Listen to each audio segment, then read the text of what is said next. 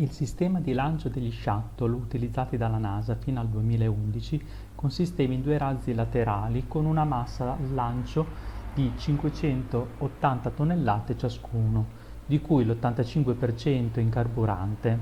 Inoltre, la massa del tank dello shuttle al momento del decollo è di 740 tonnellate. Che forza di propulsione devono esercitare i due razzi per ottenere un'accelerazione al momento del lancio di 1 g? Allora, andiamo a vedere innanzitutto qual è la massa complessiva del shuttle con i tank e i razzi laterali. La massa dello shuttle è uguale a 2 per 580, che sono tonnellate, quindi per 10 alla terza, chilogrammi, più 740 per 10 alla terza, sempre chilogrammi, uguale a 1160 per 10 alla 3 più 740 per 10 alla terza, uguale 1,9 per 10 alla sesta chilogrammi.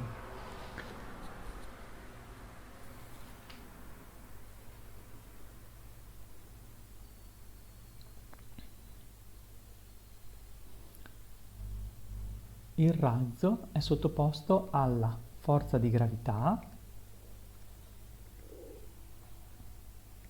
quindi alla forza peso,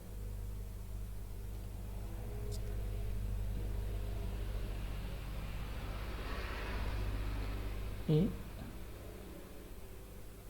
alla forza di propulsione dei razzi. Quindi possiamo dire che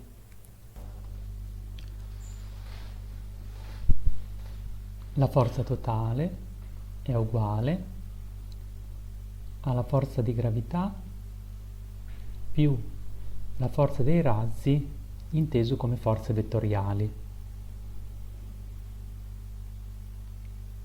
Quindi possiamo scrivere che, sostituendo, la massa dello shuttle per 1 g è uguale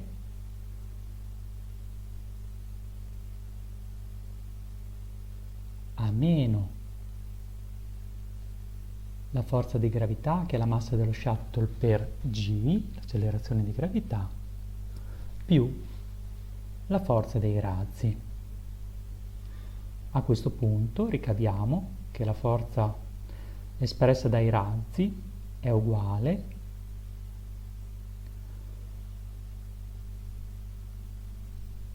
alla massa dello shuttle per l'accelerazione g più la massa dello shuttle per l'accelerazione g, questo perché abbiamo portato dall'altra parte del segno di uguaglianza la massa dello shuttle per g.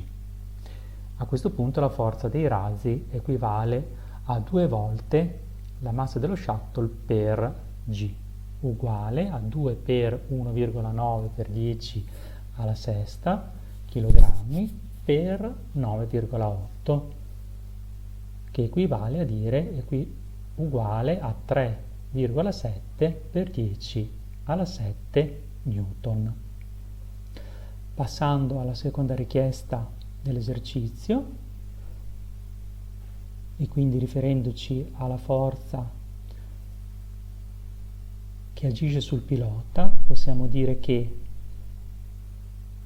la forza totale che agisce sul pilota è uguale alla massa del pilota